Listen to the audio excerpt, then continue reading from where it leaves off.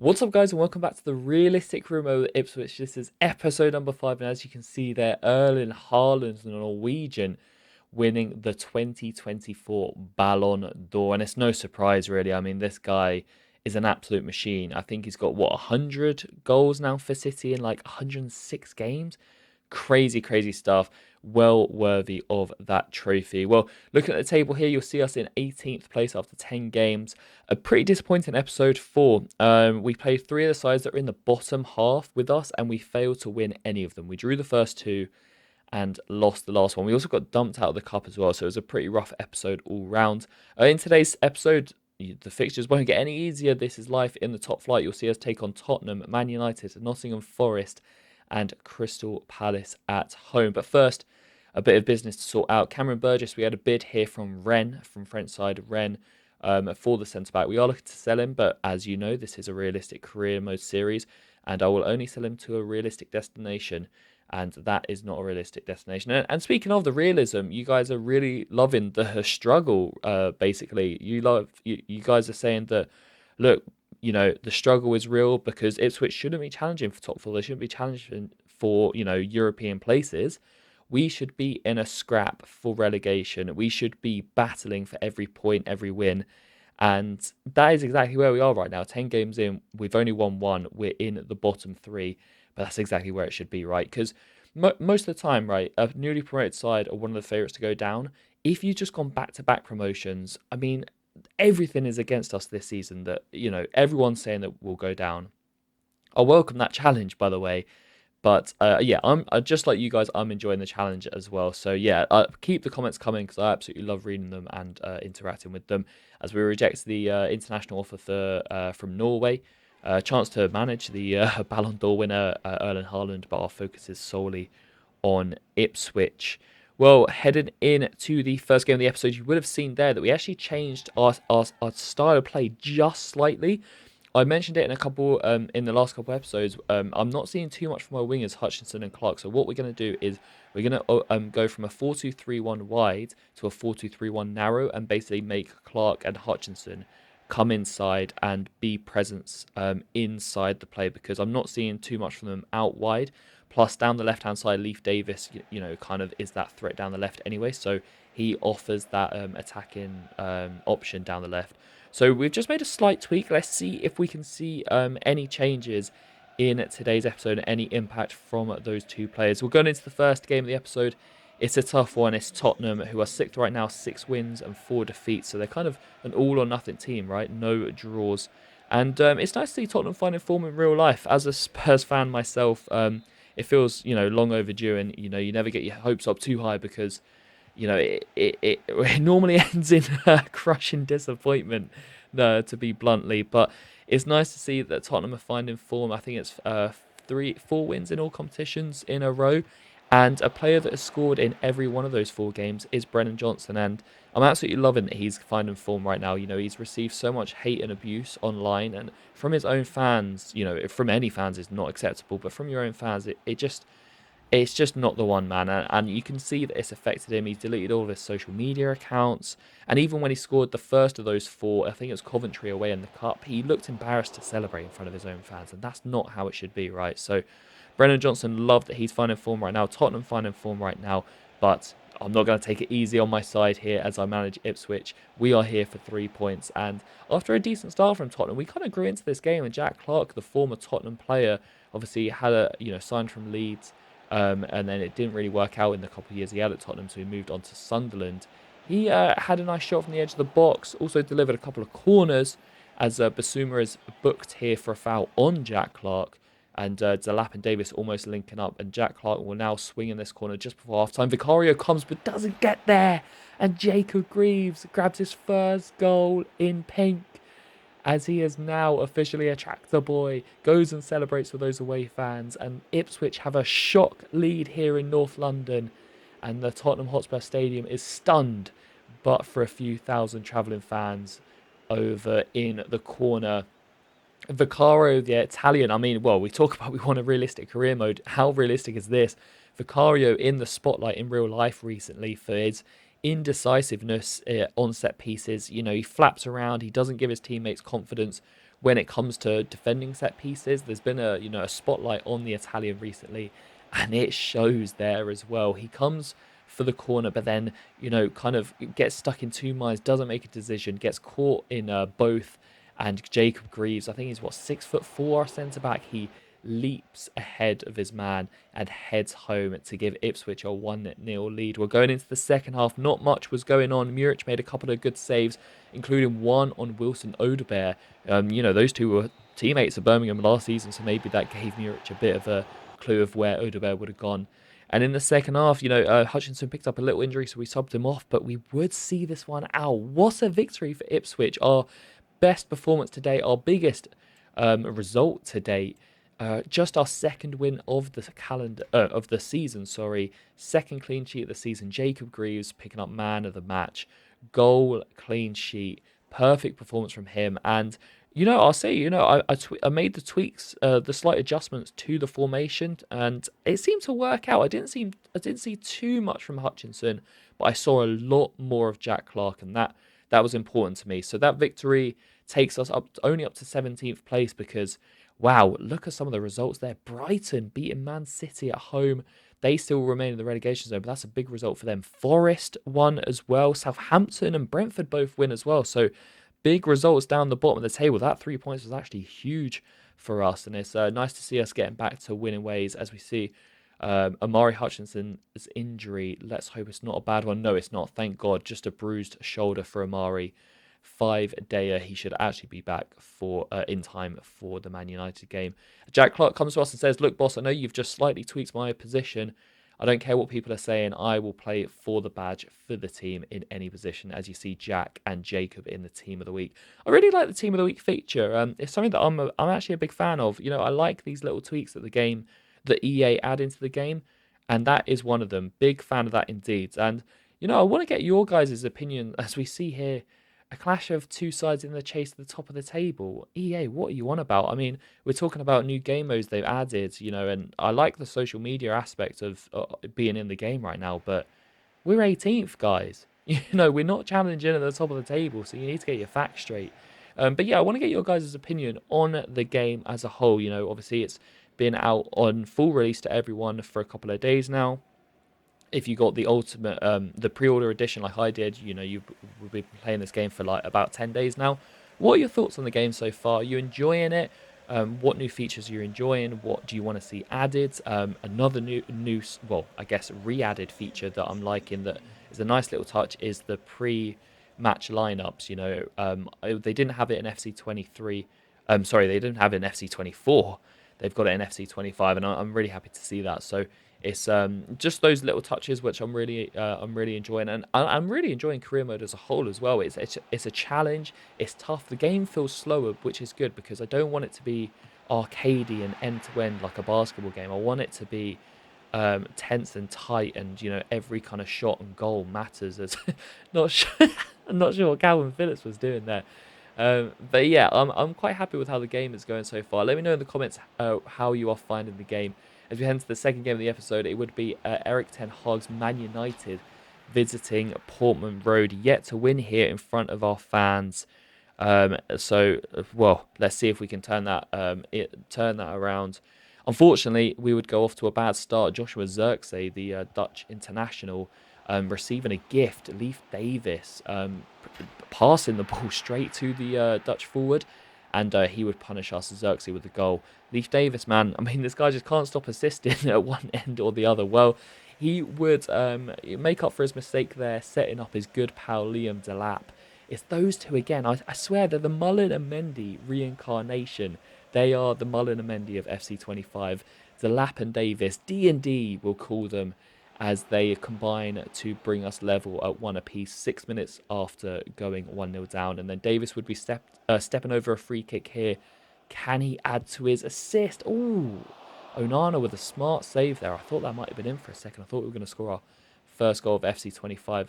Unfortunately not, though. Good response, though, from Ipswich, as after going 1-0 down early to a strong side, we've recovered well, and we would head into the break drawing one apiece, thanks in part to Muric's smart save there. And then Muric would be called into action again in the second half. Zirkzee with a chance to get his Man United second of the game, but Muric comes up clutch. And then Mazwawi tries to find a pass through. It eventually finds Xerxes, and then Davis robbed of the ball, and Garnacho denied by Muric. Honestly, Muric has been fantastic, man. He might be my player of the season so far. I know we're very early days in, but as you guys know, or if you're new to the channel, you won't know, what we do on our career modes is we do personal awards as well as, oh man, Heartbreak, Man United with the last kick of the game, Hosselu with the goal, signed from the free agency market, and the Spaniard becomes a Man United legend already by scoring in what is practically the last kick of the game. That's a real kick in the teeth, that, because United were coming on strong in the second half, but I thought we had just held off. Jacob Greaves gives Hosselu too much space, and Muric, who made so many good saves in the second half, will be disappointed that's beating him at the near post. But going back to the awards, what we do here is we have comments. We have you guys comment and vote for player awards at the end of each season. So the 3 awards we do is Player of the Season, Signing of the Season, and Young Player of the Season. Now, Young Player of the Season, I class as 22 years or younger from the start of the season. And so what I'll do is, when we're coming towards the end of a season, I'll get you guys to comment on who you think deserves to win each of those awards. So keep an eye out, keep a mental note throughout the season of who you think should be worthy of those awards. But for me, so far in these early stages, Muric has been probably my player of the season. He has been absolutely fantastic for us, and it's a shame that he was denied a point for us right at the death there, Man United. Scoring in what used to be so famously Fergie time, as we see down the bottom now, we are back into the relegation zone. Southampton grabbing a big draw against Liverpool, big result there for the Saints. Yeah, it used to be Fergie time. Sir Alex, once upon a time in charge at Old Trafford, Man United would score so many goals in what was known as Fergie time, and practically the last kick of the game, added minutes added on to injury time. And United take full advantage of that there, and they grab 3 points, which send them into the top 4. And I'm sure Man United fans in real life would love their team to be in that position right now. Just got beat 3-0 at the weekend by Tottenham convincingly as well. Ten Hag, is his job on the line? Well, if you're a United fan, let me know in the comments. Are you still Ten Hag in? Are you Ten Hag out?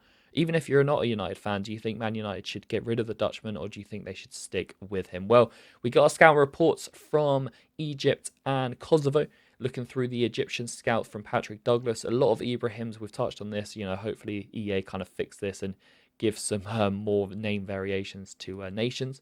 But a couple of the Ibrahims look decent. This guy, Ahmed, not so good.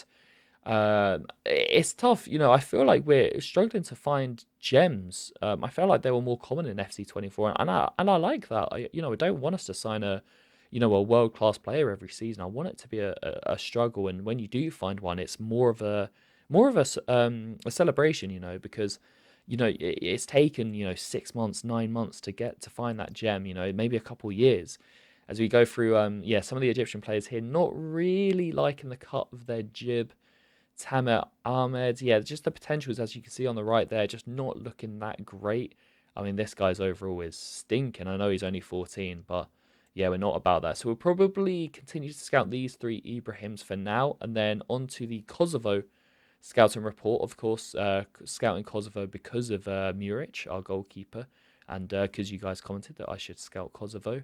One of the new nations in this year's FC, as they've added so many countries now to the scouting setup. Which props to EA, because it's a fantastic addition what they've done here. As Hiker looks like it could potentially be decent, depending on we'll give it another scout. Berisha looks like it could be as well as Bejrama. Okay, these 3 could be okay. We'll continue scouting them. 50 to 66 potential overall. Sorry, not potential, but the overall. And then the potential looks pretty decent as well. We'll continue scouting these 5 for now, but it could be a promising scouting report, that.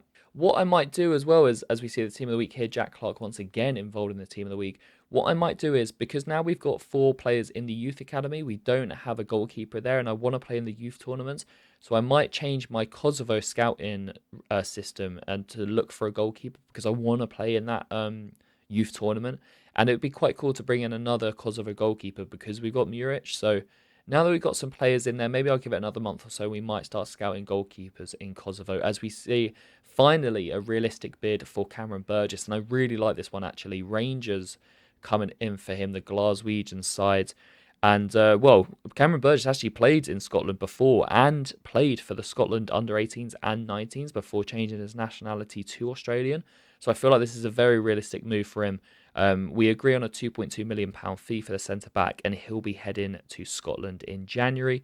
And of course, in January, we can start spending our money because we had we cancelled the summer window because I wanted to run with the team that Kieran McKenna has acquired in this summer.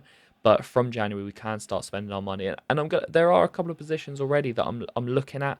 I think I might want to bring in another winger. I haven't been too impressed with Ogbene so far. I might look to loan him out and then bring in another winger, and then also a CDM because I don't think I'm going to re-sign Luongo to a new contract, so he'll probably be allowed to leave on a free. And then Calvin Phillips, he could get recalled anytime with Rodri's injury, his season-ending injury in real life. They could recall Calvin Phillips, and I don't think I'm going to sign Calvin Phillips anyway, so I might look to bring in a CDM. We're going into the third game of the episode, and it would be a massive one in terms of the relegation dogfight. 17th place Nottingham Forest hosting 18th placed Ipswich Town.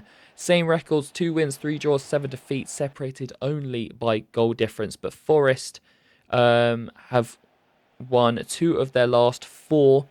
And there were big notes to say about this game. Kajuste wanted to play. He's on the bench for today. Our 2 wins have come on the road this season, so maybe we could pick up 3 points against a team that I do know well. If you're new to the channel, then you won't know. But in FIFA 23, the last edition of FIFA, I did my realistic career mode with Nottingham Forest. We had a great time there. 4 seasons in charge at the City Ground. We brought European and league success. And that was based off the fact that Brian Clough, who was a true legend in the English managerial game, won back-to-back European trophies with Forest in the late 70s. And on the weekend, it was 20 years since his passing. And yeah, if you didn't know about Brian Clough, the guy was an absolute genius. Really a real trailblazer in the English managerial game. And an influence to why I wanted to do a realistic career mode with Forest. So if you haven't checked out that series, by the way, go and check it out. And one of those key players was Taiwo Awoniyi, and he nearly scored for Forest against us here. Subs on and then immediately involved, worked a bit of space, but for Muric making a great save. Then from the resulting corner, Nico Williams had a fantastic chance. But again, Muric came up clutch.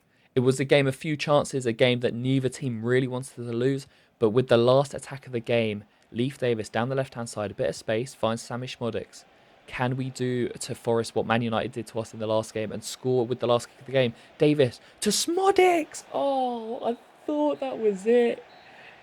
Oh, and the referee blows his whistle, and that is time. Wow, what scenes that would have been. Yeah, we had it done to us in the last match against Man United. Joselu scoring with the last kick of the game. I thought Szmodics was going to do it there. Unfortunately not. As we see here, the ratings, Davis given man of the match, Muric with an 8.3. Only made 2 saves, but they were in the last 5 minutes as Forest came on strong. But it was Ipswich that almost took all 3 points. Probably a fair result in the end. Pretty even game. Something that I did want to touch on as well in game. Another addition that EA have added to this game, which is class. Kicked off in the daylight. Second half, we were playing under floodlights, and that's something that they've added this season. Big weather changes as the weather develops during the match makes it so much more immersive when you kick off a game, especially now we're in the winter months. Kick off a game in the late summer, in the late sun, and then by the second half you're playing under the floodlights and it's in the dark. I love that so much. So props to EA for making that change because it just makes it so much more immersive, right? And then another change that they've also made is the weather. I think we touched on this a few episodes ago. But when it's raining in game, you can tell because the ball holds up. You play a pass and it holds up in the rain rather than fizzing across a dry surface. So EA, honestly, love these weather additions you've made. It's these little changes, right, that make creators like us and people that have played the game for years.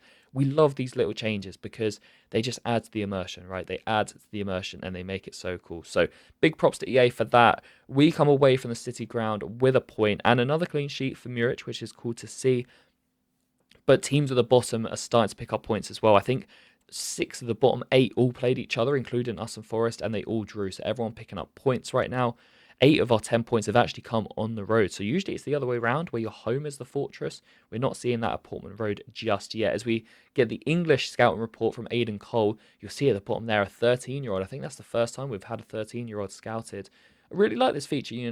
They've made the players that you can scout younger. So, Joel Partridge, if we were to sign him, give him a scholarship, he'd be in the youth academy for a few years before getting a chance to break into the first team. So I really like that. Unfortunately for Joel, he actually doesn't look that great. So we won't be scouting. Well, we will scout him further, but I don't think it will look likely.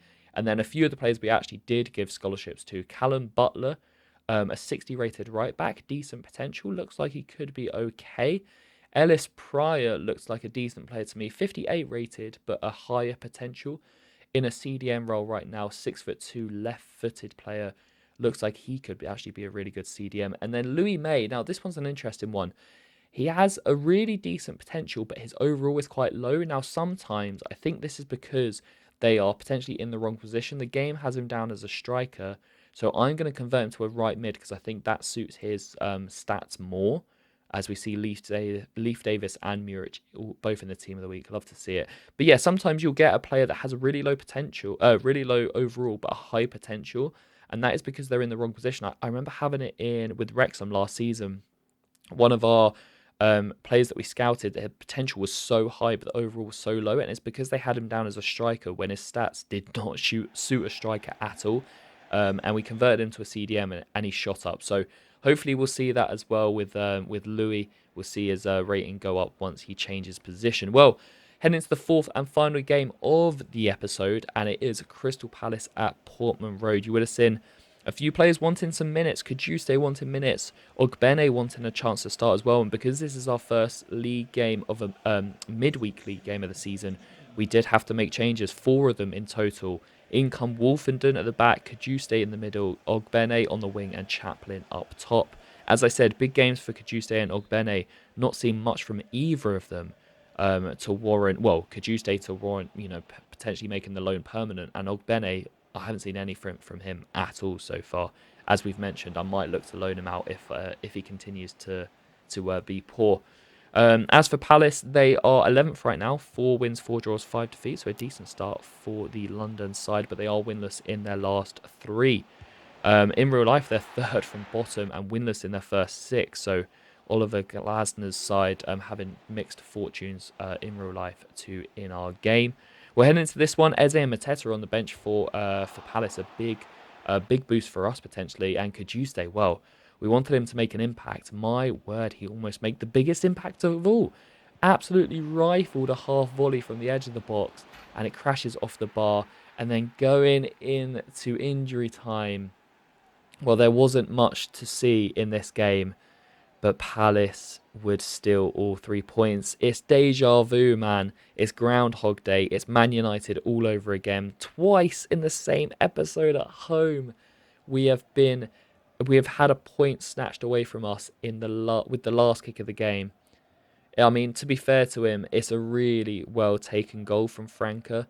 Mateus Franca, the centre attacker mid. He dances through 2 defenders. We can't get the ball off him, and he slots it round the keeper. And with the last kick of the game, Palace have nicked all 3 points here. I thought we were on course for another point, another clean sheet, but unfortunately not.